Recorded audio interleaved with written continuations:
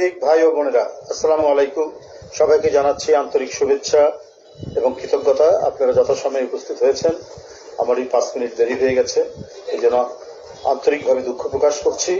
সাংবাদিক বন্ধুরা, পতিত পরাজিত পলাতক স্বৈরাচার মুক্ত বাংলাদেশে অন্তর্বর্তীকালীন সরকার যখন জনগণের ভোটাধিকার প্রতিষ্ঠার পথে এগিয়ে যাচ্ছে, তখন গভীর ষড়যন্ত্রের বীজ বুনতে শুরু করেছে কুচক্রী মহল নানা অপতথ্য প্রচার করে। ইতিমধ্যে তারা নানা বয়ান তৈরি করে জনমনে বিভ্রান্তি সৃষ্টির জন্য একের পর এক বহুমুখী অশুভ তৎপরতা চালিয়ে যাচ্ছে।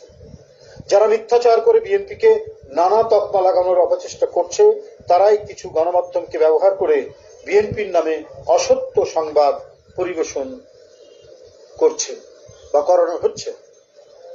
জনগণ অবলোকন করছে যে গণহত্যাকারী নিষিদ্ধ সংগঠন ফ্যাসিস্ট আওয়ামী লীগকে পুনর্বাসন করার গোপন মিশনে নেমেছে একটি চক্র। বিনিময়ে তারা পতিতদের সহযোগিতা নিয়ে রাজনৈতিক উদ্দেশ্য হাসিল করার স্বপ্নে বিভোর। সাংবাদিক বন্ধুগণ, আমরা উদ্বেগের সাথে লক্ষ্য করছি যে সম্প্রতি কিছু পত্রপত্রিকা, গণমাধ্যম এবং সোশ্যাল মিডিয়ায় বিএনপির মনোনয়নের কথিত তালিকা নাম ধাম প্রকাশ করে দলের নেতাকর্মীদের মধ্যে বিভ্রান্তি, অসন্তোষ এবং বিশৃঙ্খলা উস্কে দেওয়ার ষড়যন্ত্র করছে। অনুমিত হচ্ছে বিএনপিতে বিভেদ বিসম্বাদ সৃজনের অশুভ অভিপ্রায় নিয়ে কতিপয় মিডিয়া যথেচ্ছভাবে মিথ্যা অপপ্রচার প্রোপাগান্ডায় লিপ্ত হয়েছে। আমরা স্পষ্ট করে বলতে চাই, বাংলাদেশ জাতীয়তাবাদী দল বিএনপি আসন্ন জাতীয় সংসদ নির্বাচনের জন্য সর্বাত্মক প্রস্তুতি গ্রহণ করেছে। উপযুক্ত সময়ে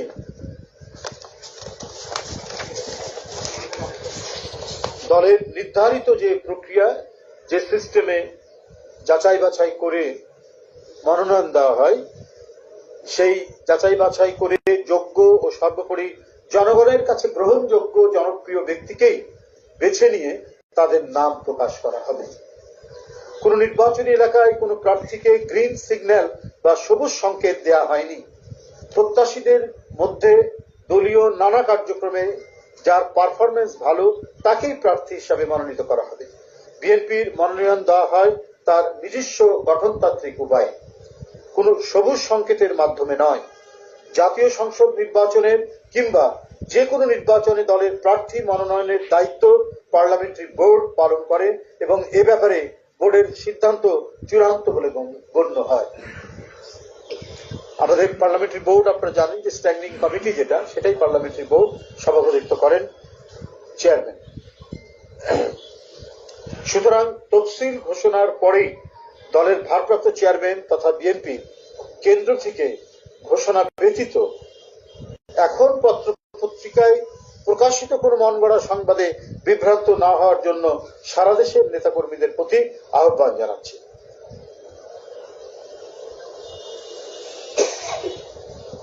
সবুজ সংকেত নয়।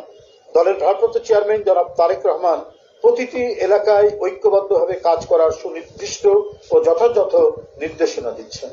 তিনি ভার্চুয়ালি যে সমস্ত এলাকায় কথা বলছেন, সেখানেও তার বক্তব্যে তিনি এই কথাটি বলছেন, বা ঢাকায় এসে যারা কথা বলছেন, যারা মনোনয়ন প্রত্যাশী হতে চান বা দলের নেতাকর্মী যারা আছেন, বিভিন্ন পদে যারা দায়িত্ব পালন করছেন, তাদের প্রত্যেকেই তিনি এই নির্দেশনা দিয়েছেন, আপনারা সবাই ঐক্যবদ্ধ থেকে কাজ করবেন।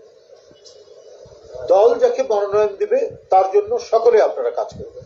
কিন্তু এখনই কোনো মনোনয়ন দিয়ে দেওয়া হয়নি, যেটা আমরা বিভিন্ন পত্র পত্রিকায় দেখতে পাচ্ছি। তালিকা ঘোষণা করা হয়েছে, এই সম্ভাব্য হতে পারেন, এই ধরনের বিষয়গুলো আমরা দেখছি, যার কারণে আপনাদেরকে এটা পরিষ্কার করে দেওয়া।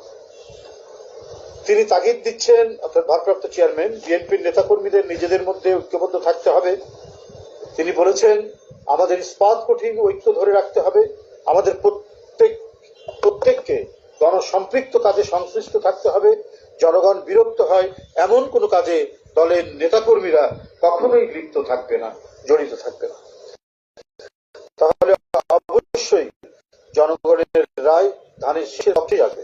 ভারপ্রাপ্ত চেয়ারম্যান নেতাকর্মীদেরকে সারা দেশে ডোর টু ডোর গিয়ে আগামী দিনে জনগণের মুক্তির সনদ 31 দফা তুলে ধরার পরামর্শ দিয়ে যাচ্ছেন এবং আমাদের নেতাকর্মীরা বা বিভিন্ন ইউনিট জেলা পর্যায় থেকে বা থানা পর্যায় থেকে কেন্দ্র পর্যন্ত প্রত্যেকে এ ব্যাপারে অত্যন্ত নিবিড় আন্তরিকতায় তারা কাজ করেছেন।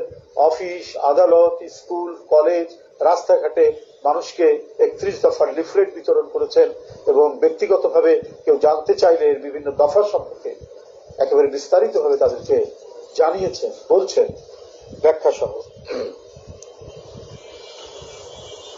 তিনি মনোনয়ন প্রত্যাশীদের ঐক্য সুদৃঢ় করার এবং আরো জনবান্ধব হওয়ার নির্দেশ দিয়েছেন। বিএনপির ভারপ্রাপ্ত চেয়ারম্যান জনাব তারেক রহমান বারবার একটি কথা বলেন, যা আমরা মনে প্রাণে বিশ্বাস করি, সেটি হলো জনগণই বিএনপির সকল রাজনৈতিক ক্ষমতার উৎস। জনগণ আমাদের সঙ্গে থাকলে কোনো প্রোপাগান্ডায় বিএনপি থেকে জনগণকে বিচ্ছিন্ন করতে পারবে না ইনশাআল্লাহ। সারা দেশে বিএনপির সর্বস্তরের নেতাকর্মী, শুভার্থী ও শুভাকাঙ্ক্ষীদের প্রতি জনাব তারেক রহমানের আহ্বান, জনগণের ভালোবাসায় থাকুন, জনগণকে ভালোবাসায় রাখুন।